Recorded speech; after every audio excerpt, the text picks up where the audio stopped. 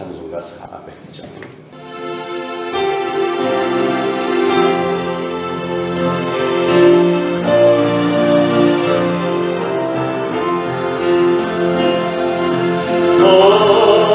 시험물 속에서 나를 감춰주시고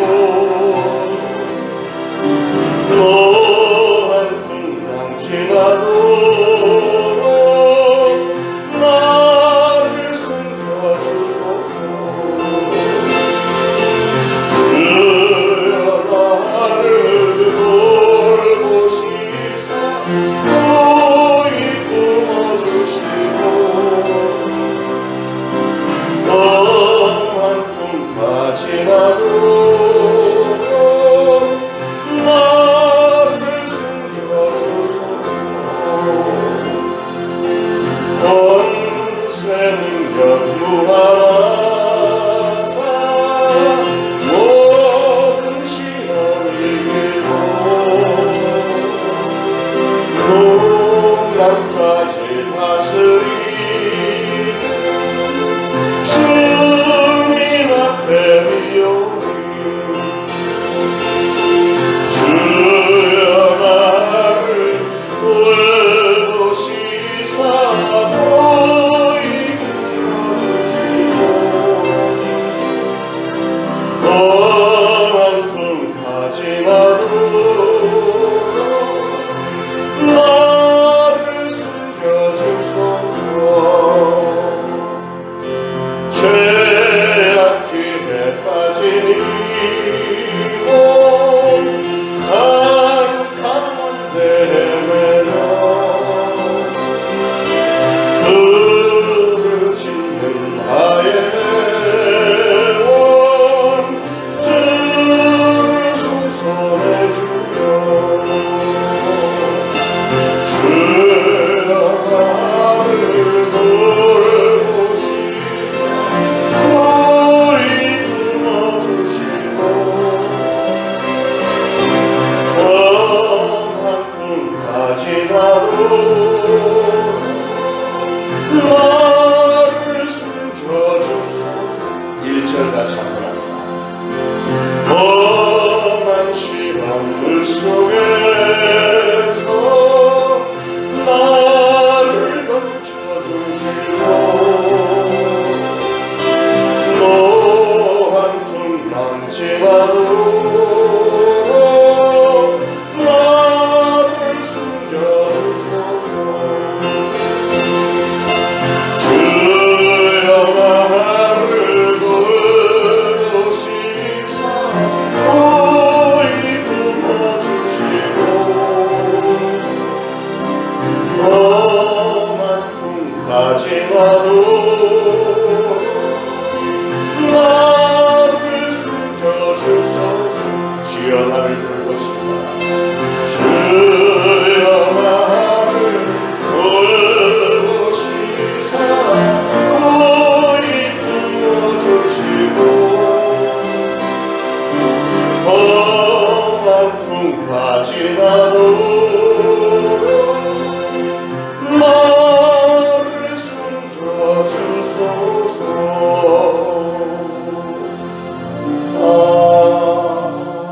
아멘.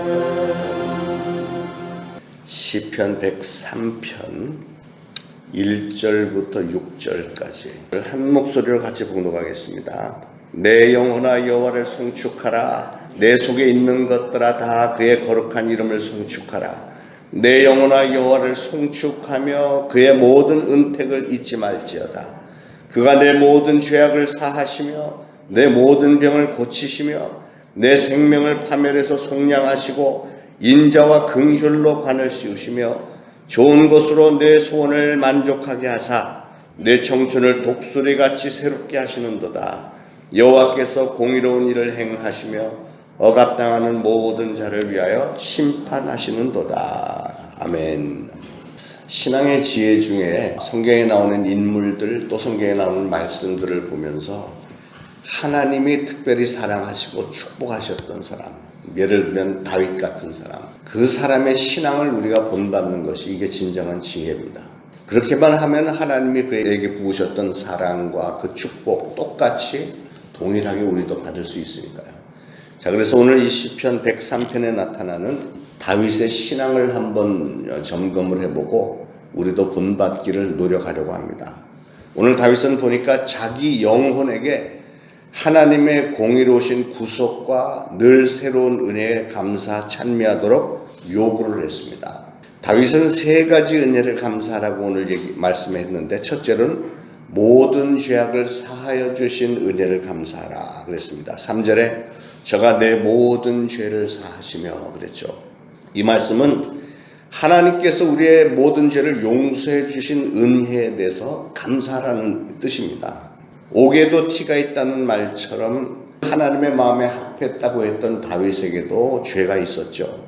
다윗의 가장 큰 죄는 자신의 충복, 신하, 우리아의 아내인 바세바와 동침한 음행죄가 있었고, 그게 다가 아니고 한 걸음 더 나가서 우리아 장군을 죽도록, 요즘 법적인 용어로 말하면 살인교사죄입니다. 이 사람을 죽음의 자리에 몰아넣은 겁니다. 하나님의 사람이라고 하는 다윗이 이런 천인공노할 무서운 죄를 범하게 된 동기는 무엇일까?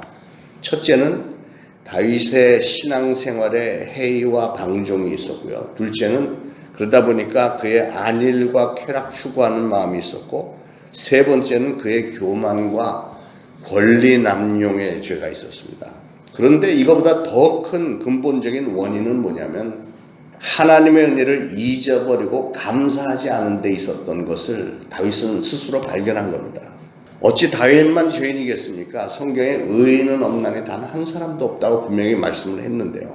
그게 우리 인간의 존재인데, 인생은 너, 나 막론하고 모두가 다 죄인이라고 성경은 분명히 말씀을 하고 있습니다. 그런데 이런 죄의 결과가 뭐냐?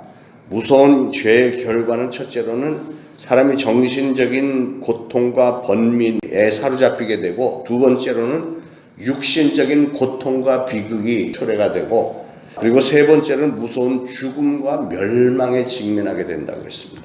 이런 비참한 가운데에서도 우리가 이런 모든 것들로부터 해방을 받고 진정한 자유와 기쁨과 여생을 회복할 수 있는 길은 오로지 하나님께 죄사함을 받는 길이다 라고 다윗은 오늘 고백을 하고 있습니다. 다윗은 자기가 지은 그런 죄들로 인해서 영육간에 영적으로 육신적으로 정신적으로 계속 비참한 지경에서 막 방황을 하다가 회개함으로 죄사함을 받고 참된 안식과 평강과 영생의 은혜를 받고 진심으로 감사하게 됐습니다. 여러분, 다윗의 범죄 이후에 일어난 일들에 대해서 좀 의아한 게 좀 있어요. 다윗은 곧바로 죄를 회개하고 하나님 앞에 통곡을 하면서 막 회개를 했는데, 침상에 눈물에 둥둥 뜰 정도로 그렇게 통곡을 하면서 회개를 했고, 하나님 분명히 용서를 하셨다고 그랬는데, 그 이후에 다윗의 삶에 오랫동안 굉장히 고난이 많습니다. 그 죄에 대한 형벌들이 굉장히 많습니다. 그러면 하나님이 용서하셨다는 거하고 죄에 대한 형벌들이 끊임없이 일어나는 것은, 이건 어떻게 설명을 해야 되죠?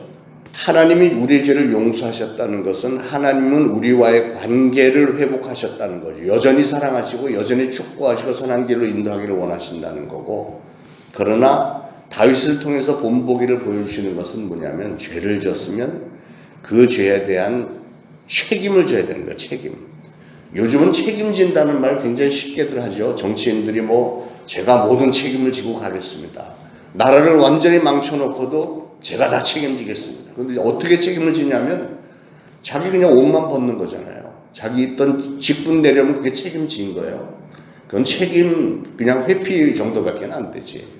책임을 진다는 것은 원상복구를 시키든지 아니면 원상복구가 불가능하면 그에 해당하는 무슨 보상을 하든지를 해야 될 거 아니에요. 나머지 삶을 그걸 갚기 위해서 죽어라고 최선을 다하는, 이게 책임을 지는 거지.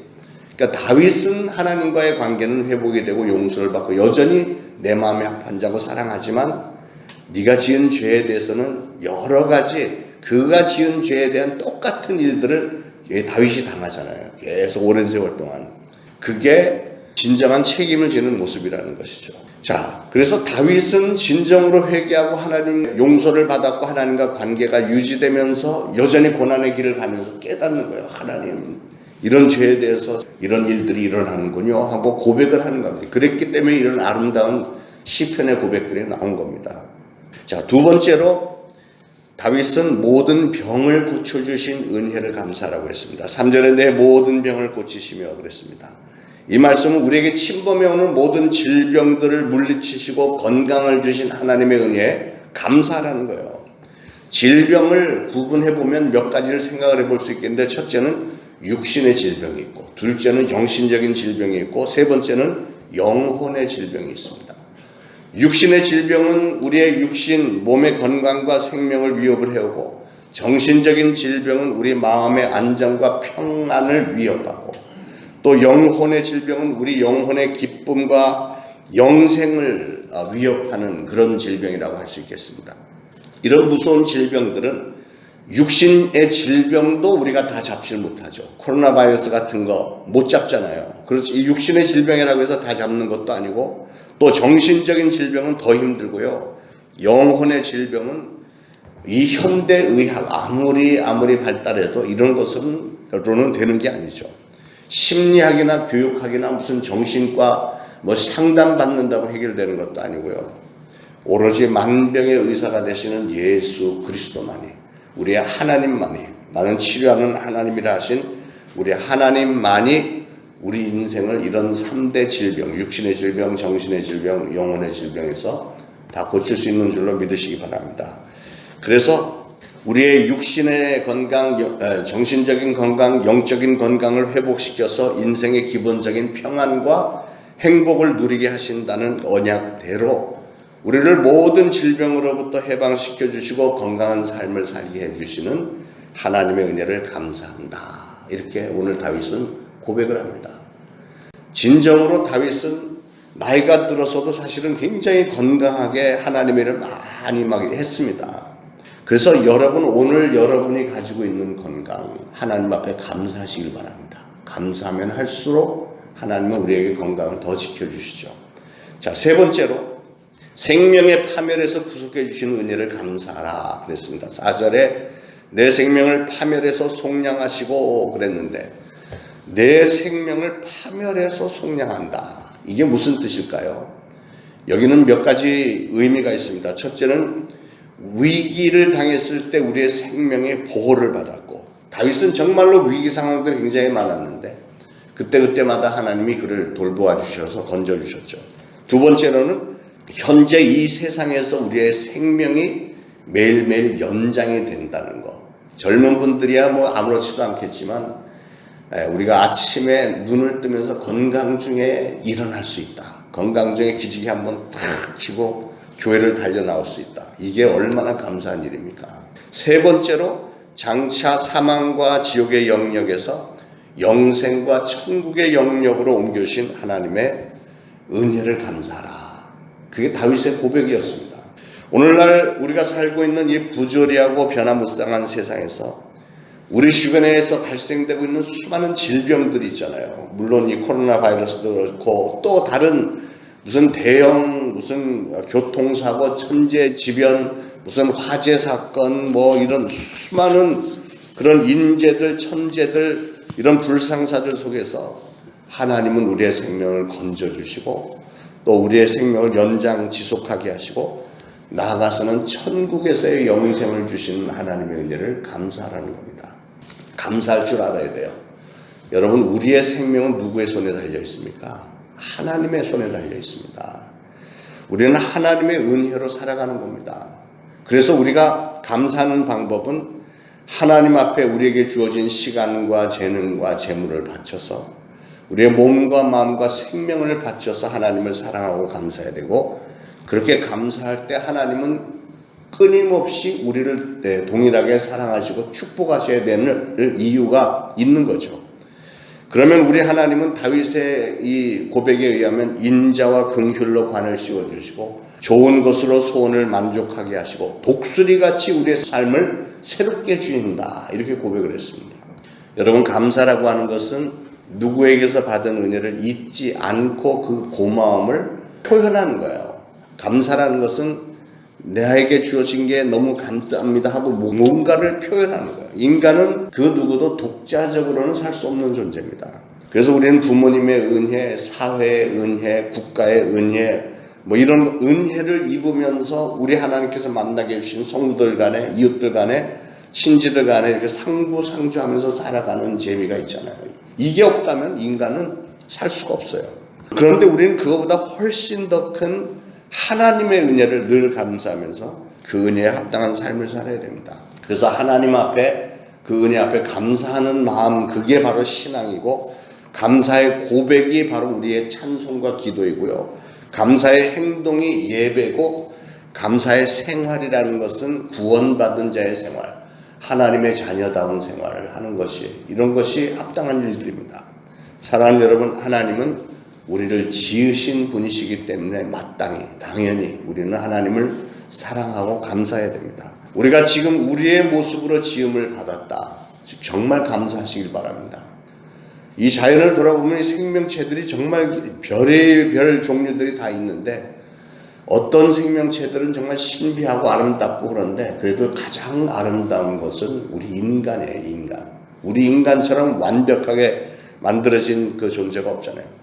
왜 그러냐면 우리 하나님이 우리 인간을 자신의 형상대로 지으셨다. 하나님의 형상대로 지으셨고, 하나님의 영을, 생기를 우리에게 불어넣으셔서 생영이 되게 하셨기 때문에, 우리가 죄에 빠져서 죄의 종이 됐었는데 우리를 건져서 새 사람이 되게 하시고, 하나님의 백성, 하나님의 자녀가 되게 하셨으니 어찌 감사하지 않을 수 있습니까?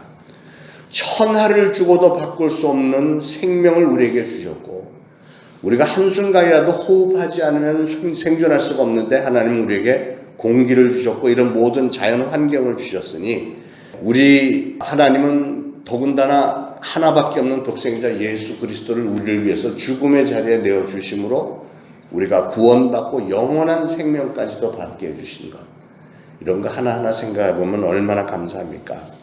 로마서 8장 32절에 보니까 자기 아들을 아끼지 않고 우리 모든 사람을 내어주시니까 어찌 그 아들과 함께 모든 것을 우리에게 주시지 않겠느냐, 이렇게 말씀하셨습니다. 사랑하는 여러분, 우리는 감사를 하되 감사를 넘치게 하시길 바랍니다. 우리가 지금까지 많은 은혜를 받았지만 그 은혜에 묻혀서 살면서도 그 은혜를 깨닫지도 못하고, 또 그 은혜를 깨달았어도 수시로 잊어먹고 감사할 줄 모르는 그런 경향이 좀 있지 않습니까? 그러나 우리는 하나님께 감사에 넘치는 일단 용어, 언어, 말을 해야 됩니다. 감사하다는 말. 성경에도 보니까 예수님께서 10명의 문둥병자를 고치셨는데, 그들이 가서 제사장에게 자기가 다 고침을 받은 걸 몸을 보이고, 그리고 자기 고향으로 다 돌아가잖아요. 10명 중에서 1명만 예수님에게 돌아와서 감사합니다 하고 갔어요. 그때 예수님이 나머지 9명은 어디 있느냐? 10명 전부 다 고침을 받지 않았느냐? 10명이 고침을 받았는데 돌아와서 감사할 줄 아는 사람은 1명밖에 없었다는 거죠. 그게 서운하다는 겁니다. 우리는 하나님 앞에 감사할 줄 아는 그 한 사람이 되시기를 축원합니다. 두 번째는 감사의 예물이 넘치게 해야 된다 그랬어요. 잠언 3장 9절에 내 재물과 내 소산물의 처음 익은 열매로 여호와를 공경하라. 그리하면 내 창고가 가득히 차고 내 집들의 새 포도즙이 넘치리라.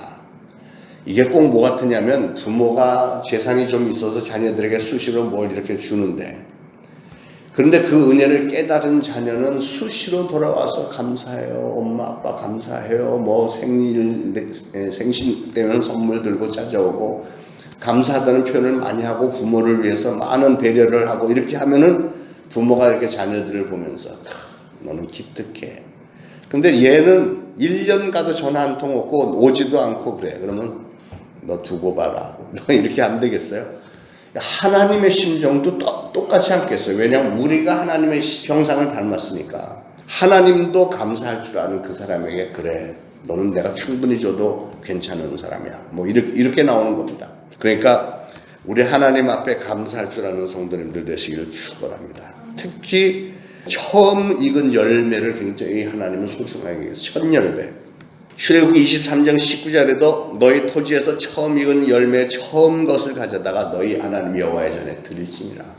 농사를 지어서 처음 첫 곡식 나온 걸 하나님께 드리고, 그리고 짐승을 키우다가도 짐승의 양의 첫 새끼를 하나님께 바치고, 이런 것을 하나님은 참 좋게 여기시는 거예요. 이렇게 우리가 감사의 예물을 넘치게 할 때 그 다음에 하나님 그래 하면서 우리의 창고가 넘치는 축복을 주시는 줄 믿으시기 바랍니다. 이래저래 우리는 정말 하나님 앞에 감사하는 것이 이 신앙의 지혜예요. 지혜. 우리는 하나님의 지음을 받은 자들이고 우리는 다 그분의 것입니다. 그리고 하나님은 우리에게 뭐든지 주시는 분이시고 오늘날 우리가 가지고 누리는 것은 모두가 다 하나님으로부터 온 것입니다 하는 그런 고백이 여러분에게도 있기를 축원합니다. 그래서 여러분 평생에 여러분의 시간과 재능과 재물을 바쳐서 하나님께 늘 감사하며 그 은혜에 보답하는 삶을 사시기를 예수 그리스도로 축원합니다. 기도하겠습니다. 하나님, 오늘 이 새벽에 다윗의 신앙의 모습을 저희가 다시 한번 돌아보았습니다. 그가 하나님 앞에 늘 감사하며 하나님만 생각하고 그저 눈만 뜨면 하나님을 찬양하고 하나님께 영광 돌리는 일이 내가 뭘 할 수 있을까 생각했던 그를 하나님은 그렇게도 좋게 여기셔서 오랜 세월 정말 그를 사랑하시고 축복하셨던 것을 돌아보면서 우리도 다윗의 그런 신앙을 본받기를 원합니다. 그런 신앙도 오늘도 이 새벽에 나온 우리 사랑하는 성도들, 우리 하나님의 사랑과 더 많은 축복을 받아 누리기에 합당한 줄로 저는 믿습니다. 성령님, 이 새벽 제단에서 강하게 임재하시고 우리 한 사람 한 사람 위로해 주시고 우리에게 꿈과 비전 주시고 그 비전대로 우리 하나님의 손길을 저희가 체험하면서 날마다 하나님이 주시는 표적으로 승리해 나갈 수 있도록 도와주옵소서. 예수 그리스도의 이름으로 간절히 기도합니다. 아멘.